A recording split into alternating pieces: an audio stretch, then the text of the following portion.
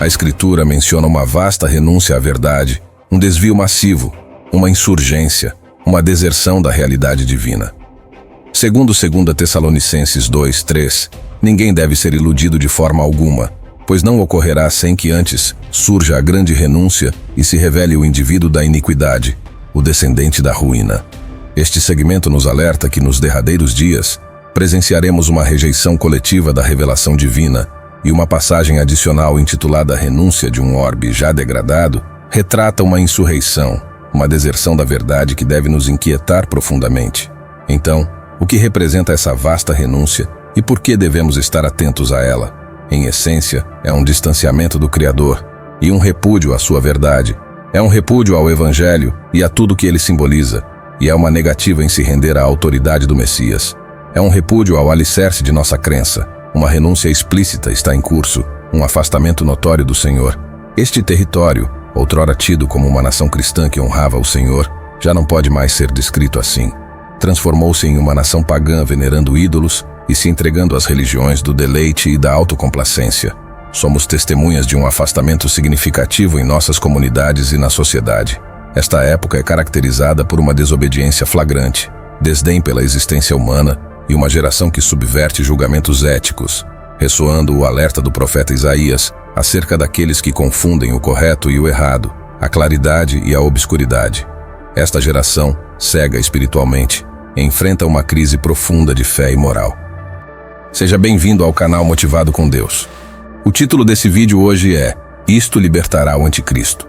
É mais profundo do que pensávamos. Isso desencadeará o Anticristo. Você pode questionar o que precisamente precipitará a emergência do Anticristo. As Escrituras são explícitas. Elas relatam em 2 Tessalonicenses 2:1-2 que o dia do Senhor é um evento do qual os fiéis são poupados. Paulo alerta que tal dia não se concretizará até que se desencadeie uma insurreição e o ente da maldade seja desmascarado, aquele que desafia e se eleva acima de tudo que é denominado divino.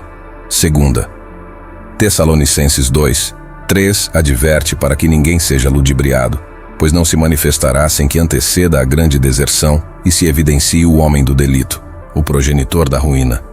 A grande deserção deve anteceder, catalisando a emancipação do Anticristo. À medida que a sociedade e os seres se distanciam do Senhor, seduzidos por Lúcifer, convencer-se-ão da retidão de seus atos, alheios à sua essência real. Este equívoco induz a geração vigente a etiquetar o que é virtuoso como vil e vice-versa, crendo piamente na legitimidade de suas condutas, que são de fato nefastas. Este fenômeno está em consonância com as advertências sagradas. Em 2 Coríntios 4:4, onde o demiurgo desta era obnúbila o discernimento dos descrentes, impedindo que a luminosidade do Evangelho da glória do Cristo, que é o reflexo do divino, irradie sobre eles. O afastamento do divino, invariavelmente, conduz à cegueira espiritual. Esta condição emerge de entidades ocultas que velam a percepção humana.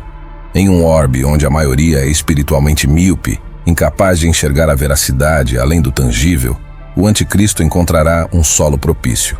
Esta entidade, equivocadamente percebida como um conciliador, personificará a devastação, aproveitando-se da incapacidade generalizada de reconhecer os indícios proféticos acerca de sua índole verdadeira. O declínio paulatino da fé pavimenta o trajeto para um cosmos espiritualmente ofuscado, insciente dos prenúncios e inapto para discernir a ameaça iminente que o Anticristo introduzirá. Em um globo espiritualmente desprovido de visão, o Anticristo florescerá, explorando a inabilidade das almas de distinguir o maléfico do benéfico. Esta cegueira torna o mundo não somente predisposto ao Anticristo, mas disposto a acolhê-lo e venerá-lo como uma entidade divina quando ele advir, embora seja considerado por Deus como uma abominação. Deixe-me ilustrar a nefasta essência do Anticristo. Em conluio com o profeta impostor, ele escapa do veredito ao ser arremessado, ainda vivo, no lago ígneo, evidenciando sua iniquidade abissal e o engano severo que aflige uma humanidade espiritualmente desapercebida. Ele é um monstro, e o mundo o exaltará. Ele é um monstro, e o mundo o venerará.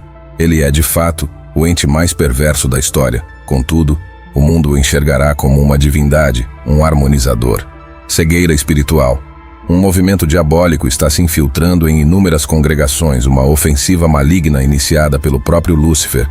E isso representa um assalto à Escritura, pois Lúcifer reconhece que sem a Escritura, a humanidade sucumbirá às trevas. É por essa razão que testemunhamos essa campanha tenebrosa e maléfica de ministros que buscam invalidar a Escritura e sobrepor suas experiências individuais, suas convicções pessoais ou outras obras à supremacia da Escritura. Amados, suas convicções os conduzirão ao abismo. Suas vivências individuais os levarão ao abismo. Qualquer obra que não seja a Escritura os levará ao abismo. O livro, a Sagrada Escritura, caro amigo, é seu marco de referência, o esteio de sua alma. Este livro não é oriundo do Estado. Este livro não é proveniente do mundo secular. Este livro é um legado do divino. Que maravilha foi quando o Senhor instruiu Moisés a redigir um livro. O roteiro para sua existência está contido neste livro. Você compreende quem o concebeu e quem o moldou por intermédio deste livro. Este livro narra no Velho Testamento sobre o ungido que virá ao mundo, nascido de uma virgem. Este livro relata sobre o advento e a existência deste Messias ungido que viveu e pereceu na cruz e ressurgiu para que você pudesse ser redimido.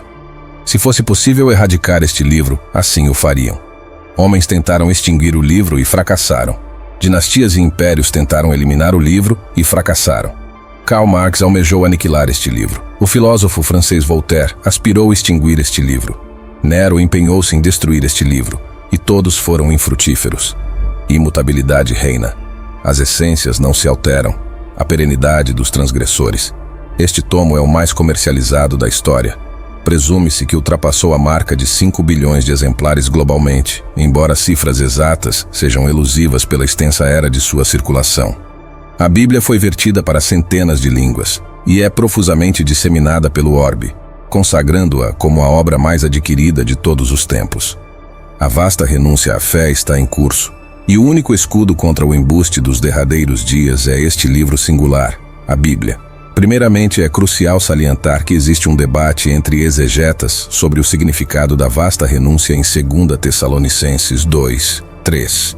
Alguns eruditos sustentam que alude a uma deserção dentre os que outrora foram devotos a Deus, enquanto outros postulam que é uma insurreição global.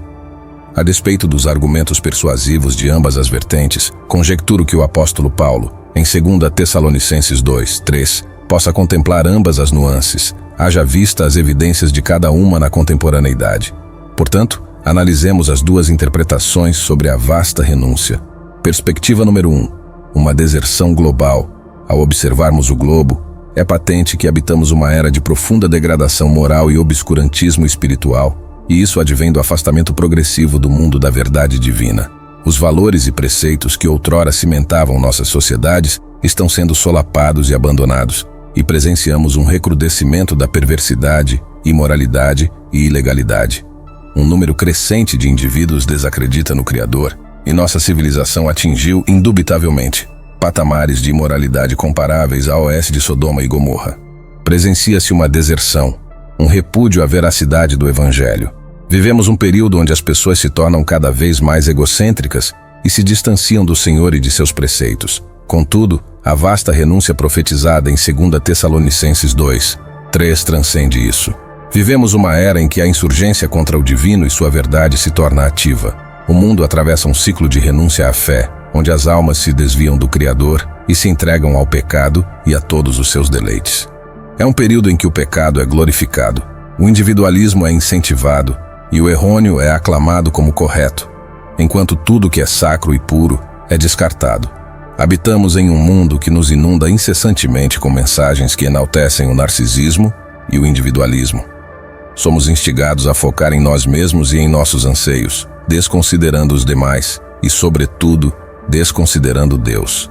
Comportamentos e modos de vida que contradizem os ensinamentos divinos foram normalizados, e aqueles que se mantêm íntegros e fiéis são alvo de escárnio e marginalização. O egocentrismo é um dos flagelos destes tempos finais. Uniões se desfazem pelo egocentrismo. O endosso ao pecado se intensifica na sociedade pelo mesmo motivo. Nós, os fiéis, devemos assegurar que o egocentrismo não encontre morada em nossos corações. É simples cair na armadilha do egoísmo e concentrar-se unicamente em nossas necessidades e vontades. Podemos nos tornar tão absortos em nossa existência que negligenciamos nossos deveres para com Deus e para com aqueles que nos cercam. Este é um trajeto perigoso e deve ser evitado a todo custo, pois a cultura deste mundo nos conduz por ele. O mundo prega faça o que lhe satisfaz. O mundo prega viva a sua verdade. O mundo prega construa a sua realidade. Isso é egoísmo. Como cristãos, somos convocados a servir a Deus com todo o nosso coração, alma, mente e vigor. Devemos amar a Deus acima de tudo e priorizar a sua vontade em detrimento da nossa. Isso implica que devemos estar prontos a sacrificar-nos por Deus e pelo próximo. Devemos estar dispostos a renunciar a nossos desejos e antepor as necessidades alheias às nossas. Como cristãos, somos chamados ao altruísmo e ao serviço ao próximo. Somos convocados a ser a luz do mundo, a amar o próximo como a nós mesmos e a priorizar as necessidades alheias às nossas. Não é uma jornada simples, mas é um caminho que devemos trilhar se desejarmos honrar a Cristo com fidelidade. Envolva-se de amor por sua família, envolva-se de amor por seus filhos. Proteja-os, pois eles são seu legado. Evite o egoísmo e não negligencie seus filhos. Eduque-os na presença do Senhor. Eduque-os sob a égide do Deus de Abraão. Saliento isso, pois coabitamos em uma cultura que fomenta o individualismo. O mundo nos seduz à indulgência em nossas inclinações pecaminosas, a perseguir o prazer a qualquer preço e a conduzir a vida segundo nossas próprias regras, em detrimento dos preceitos divinos. Isso alimenta uma cultura de lascívia, onde a imoralidade sexual não só é tolerada, mas exaltada. O mundo nos assegura que não há falha em ceder às nossas lascívias e anseios, que devemos buscar o que nos contenta. Como cristãos, somos convocados a nos distinguir do mundo.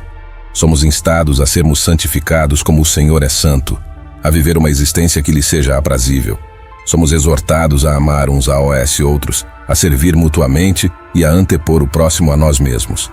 Somos desafiados a resistir ao maligno e a todas as suas provocações e a permanecer inabaláveis em nossa fé. Nesta era, é vital resguardarmos nossos corações e mentes da influência mundana.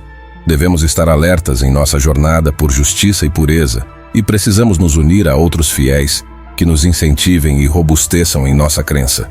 Vivenciamos um mundo que se degrada cada vez mais. Somos testemunhas da grande renúncia à fé. Prosseguindo, vamos discorrer sobre a segunda visão de que a grande renúncia se refere ao afastamento daqueles que outrora seguiram a Deus. As Escrituras prevêem que haverá uma vasta deserção na consumação dos tempos, onde muitos que outrora declararam fé em Jesus Cristo a renegarão. E creio que isso se manifestará de duas maneiras. A primeira é através de indivíduos que, tendo abraçado a fé, posteriormente a rejeitam por completo. A segunda é por meio de igrejas que adotam doutrinas demoníacas e se deixam levar por espíritos enganadores. Conforme as estatísticas, cerca de 66% dos americanos professam que Jesus foi gerado de uma virgem, um decréscimo dos 73% em 2014. Uma redução notável também se observa entre os jovens adultos de 18 a 29 anos, com apenas 54%, asseverando crer no nascimento virginal de Jesus, enquanto em 2014, 70% sustentavam tal crença. O declínio na crença do nascimento imaculado é um indicativo cristalino do distanciamento da fé. Ao negar o nascimento imaculado, adora-se uma figura distinta de Jesus. Conforme um estudo do Ministério Legionário na Flórida, em 2020, 52% dos adultos americanos declararam não crer que Jesus Cristo seja divino. Tal postura desafia abertamente os ensinamentos consagrados da Bíblia e da Igreja Cristã, que proclamam Jesus como simultaneamente humano e divino. Ademais, uma fração considerável dos evangélicos no estudo concordou que Jesus não é divino, contrastando com 65% que proferiram Jesus é o primogênito e supremo ser criado por Deus. Essa crença tem se infiltrado no seio da comunidade cristã, deturpando a compreensão das verdades escriturísticas. A doutrina robusta é, em essência, o divisor entre a salvação e a perdição. Foi perturbador descobrir que uma parcela dos evangélicos endossa a visão de que Jesus não é divino, em oposição aos 65% que o consideram o primeiro e maior ser criado por Deus. Estão venerando um Jesus diverso, não o Jesus das Sagradas Escrituras. Não surpreende que Jesus tenha advertido que nem todos que o invocam como Senhor herdarão o reino dos céus. Encorajo-o a emergir na Bíblia para se firmar em uma doutrina inabalável. Não se desvie da fé. com tantos espíritos ilusórios à espreita, proteja-se cultivando amor pela Bíblia, proteja-se com o conhecimento das Escrituras, proteja-se com uma doutrina inquebrantável. Jesus Cristo não é uma entidade criada, nem a primeira criação. João 1:1 nos revela que no princípio era o Verbo, e o Verbo estava com Deus, e o Verbo era Deus. Jesus Cristo não é uma criação de Deus. Ele é a própria divindade. Sem essa compreensão, nossa fé cristã carece de fundamento. Jesus encarnou plenamente humano e plenamente divino. Muitos pregadores tentam reduzir Jesus a um mero realizador de milagres ou a um homem de grande compaixão. Tentam retratar Jesus como um homem de elevada moralidade, enquanto outros o apresentam como o ser mais sublime da criação divina. Contudo, essas concepções não refletem a verdade sobre Jesus. Como se pode equiparar o Criador à sua criação? Jesus Cristo é a divindade encarnada. Veio ao mundo para sacrificar-se por nossos pecados e nos ofertar a esperança da vida eterna com Deus. Aqueles que pregam o contrário dessa verdade são enganadores e anticristos.